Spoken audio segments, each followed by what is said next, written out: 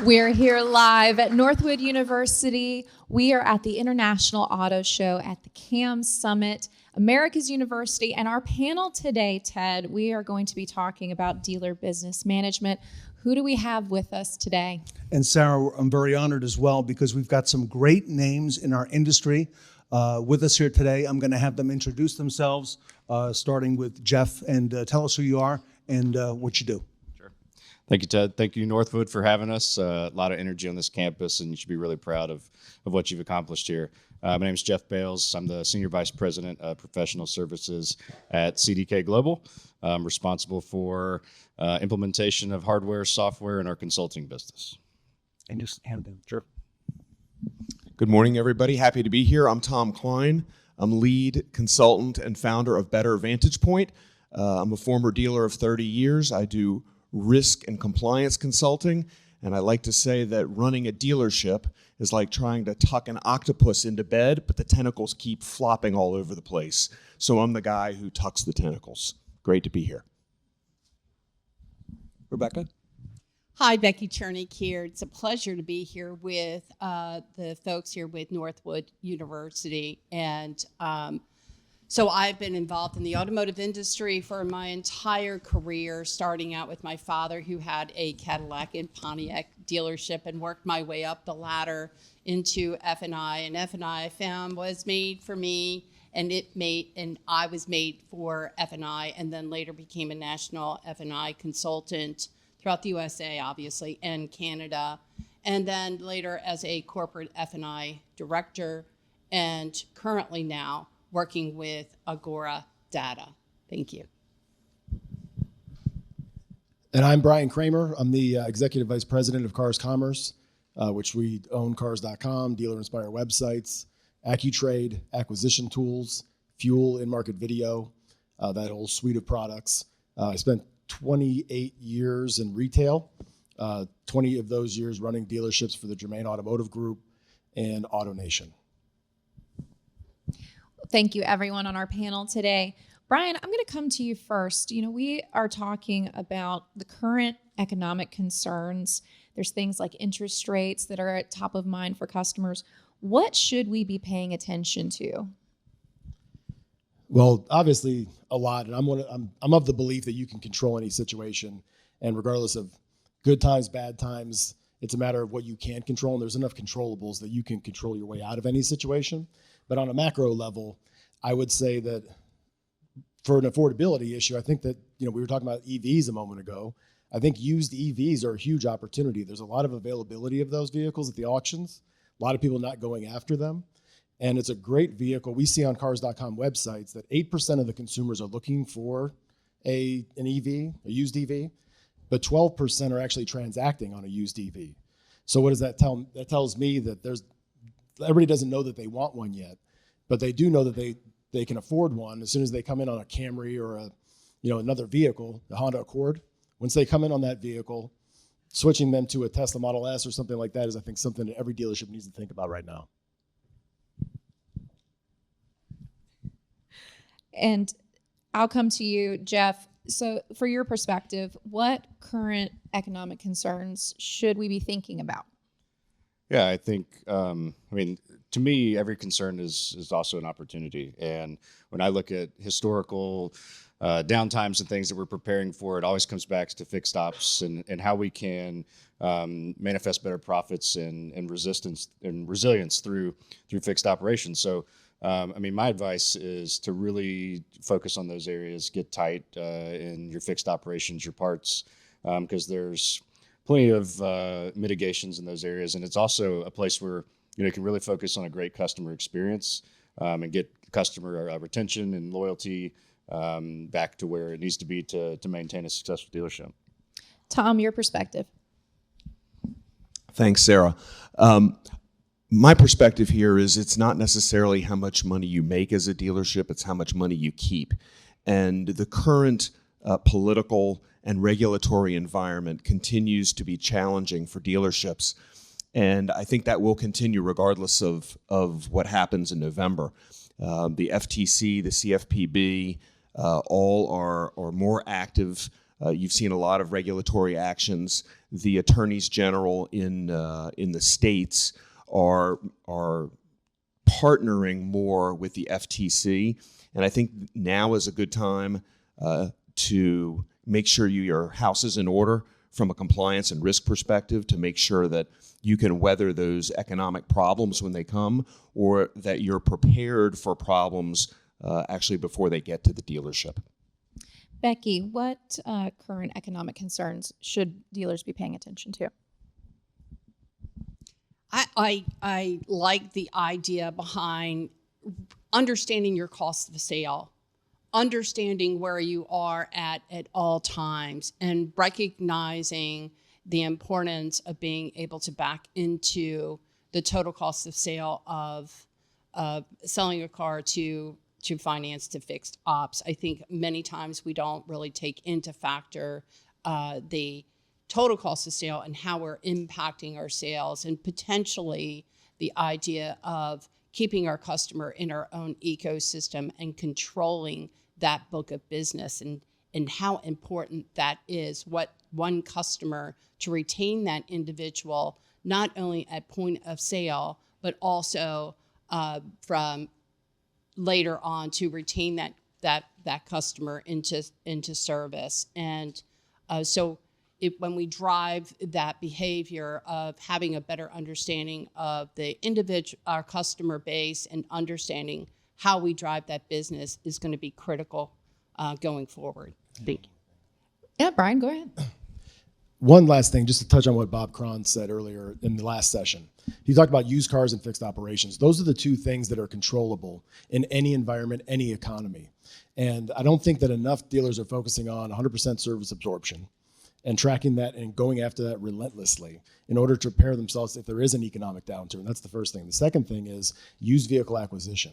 Franchise dealers are getting squeezed and pinched by used car acquisition consolidators to acquire their consumers' trades. And that's the key to service, loyalty, and retention.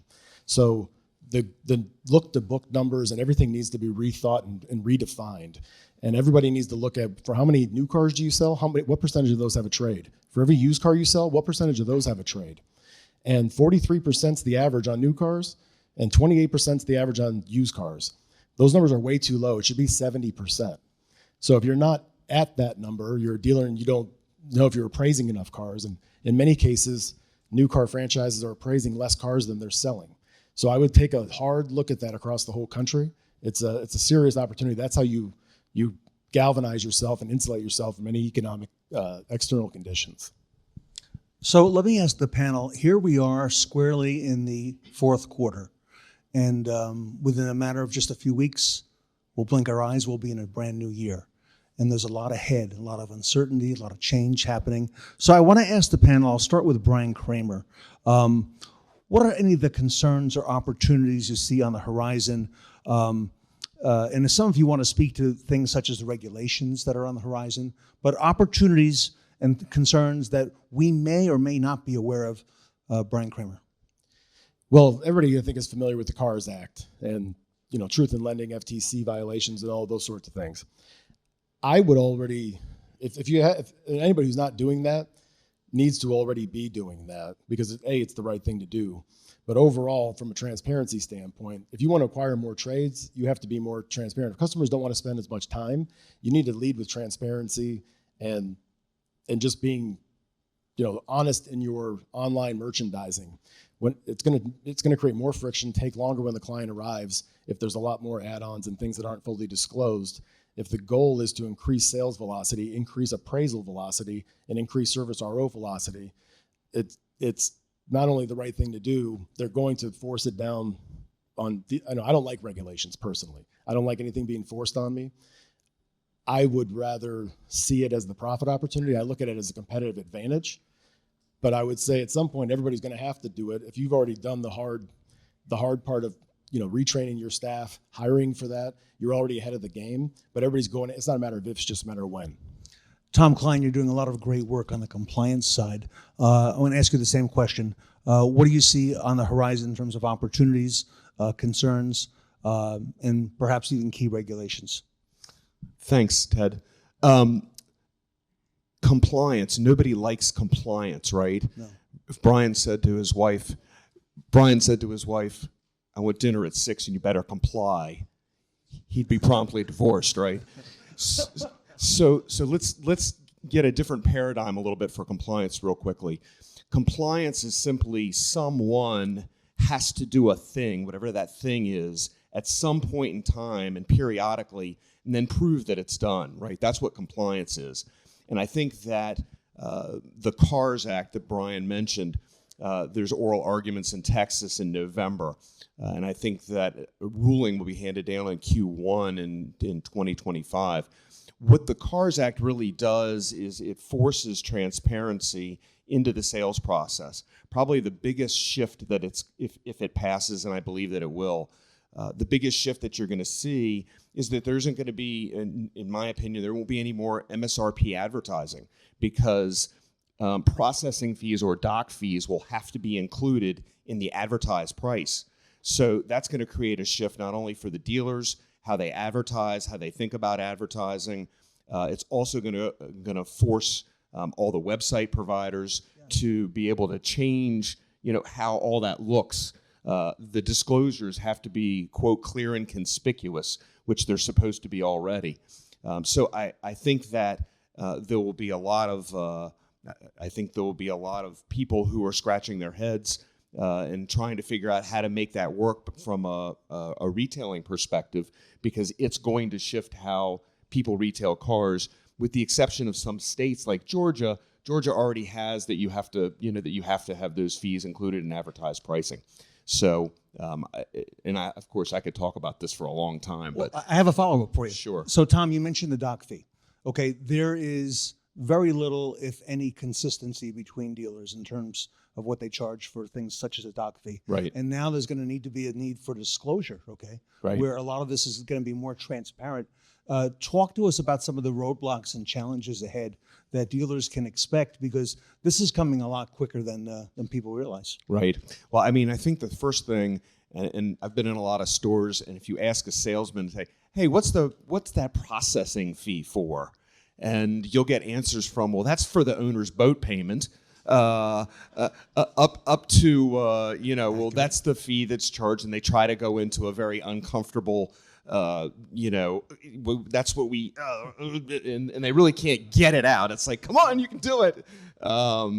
So I think some training in that area is going to be super important, obviously, to know what that really is and what you can and can't say, because certain states have certain requirements and regulations about what you can and can't say and what it's for, and is it mandatory or is it not mandatory? And in some states, the fees are capped. I think New York is one of those. I think $175. It's capped. So it really is going to depend a lot on what state the dealer is in. Becky, these regulations, you are very much aware and on top of that, especially on the F&I, on the finance and insurance side. Talk about that and what's ahead for dealers and what can we expect? Well, actually, Tom and I had dinner last night, and we were talking about the compliance and our dealers really understanding their responsibility when it comes to compliance and rules and regulations. And are we in the trenches actually implementing the rules of engagement, I call that.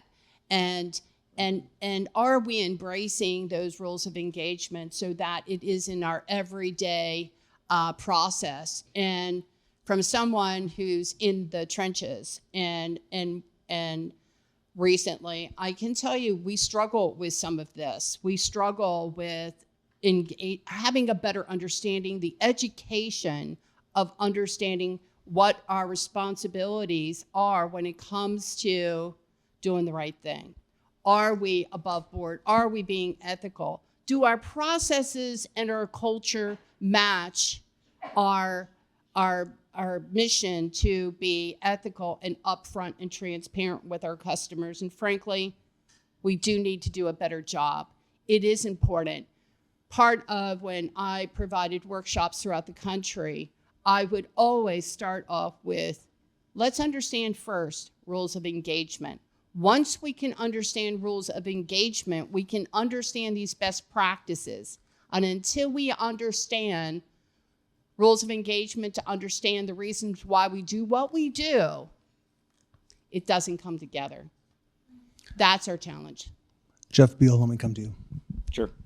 Look, I'll kind of take a byproduct of what we're talking about with transparency. I think we learned a lot from what transparency success looks like, particularly in fixed ops, when we've looked at things like video and really engaging the customer ahead of time to get them educated on what they have. Well, we're at a point in time now where the consumer is going to be more educated than ever, and it's time to prepare. It's a time now where, as we prepare for these regulations, that you can have training with your sales staff, get a more consultative approach, because your customers are coming in now with more information than ever, and being able to have those approaches, have that transparency, and really give a consultative approach. I heard a lot of great talks in the last panel about hospitality. We are a hospitality business, and now that differentiator is going to be more important than ever, both from a profitability standpoint, selling and servicing more vehicles, but also adapting to some of these new rules and regulations that are coming out that are going to affect our industry. So to me, it's embracing the things that we've been successful with, transparency being one of those things. And I think there's a lot of opportunity to turn something that could be a little bit uncomfortable into something that's wildly successful. We're here at Northwood University with our audience today, many of whom are students at Northwood University. And one of the things, Brian, I think I'll come to you to ask this. There's a lot of challenges today on employee recruitment and how do we get people to work in our dealerships that are going to make our customers, want to be loyal and come back to us. What do you feel would be some of the challenges that we're seeing today, and how can we address them?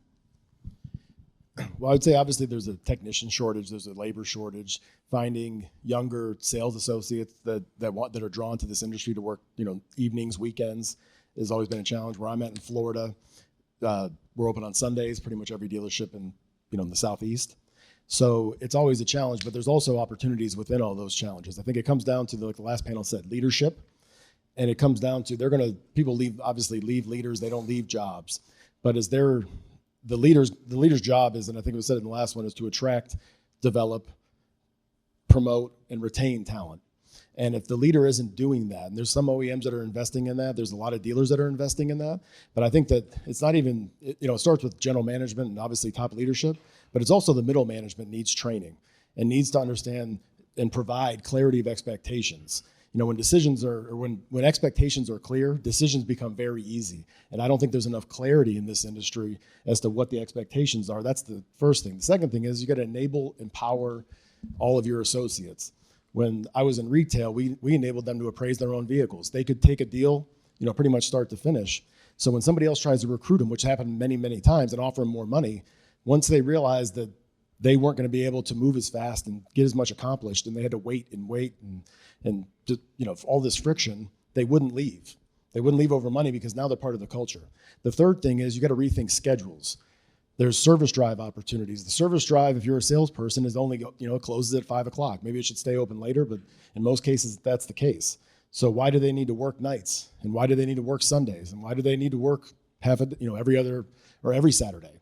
So I think that's a great way to bring people into the industry. It's a great way to, and service drive acquisition is a huge opportunity. It's almost like its own internet department that can operate on its own, but we've got to rethink schedules, enablement, empowerment, and just like customers, they don't like waiting around. Becky, your perspective. It's all about the leadership. It is all about why do I want to work for this company or this dealership? And people follow other people that are successful. We need to encourage that momentum for individuals, new folks coming in from education into the car business. What's in it for me? Why do I want to follow you? Be the leader that other people can learn from, are encouraged to grow. Set expectations, correct expectations, have a roadmap for success. One thing I'd like to also point out, don't make it a guessing game. Give that individual all the support that we can to make sure that they can take ownership of the process of your culture and be there for them. Jeff? Sure. I think focus on 3 areas, and I was told once that if you hear something twice, it's probably the right thing. So some of this will be repeat, but to me, it's 3 key areas that we can really hone in on. 1 is training, and 2 is leadership, and 3 is flexibility. Similar to kind of what Brian was saying. If you look at training, in the absence of information, people become uncomfortable, particularly in a face-to-face interaction, which in our business happens quite a lot. So really investing in your team. I heard the word lifelong learning on the panel previously, and that's not a better phrase has been coined. I don't think you're always in a position to learn, and it's incumbent upon us, upon an industry, to provide opportunities for our associates to learn. We were fortunate to launch a professional certification program a few weeks back that's been a huge game changer for us, and we're really excited about what that's going to do to help the industry.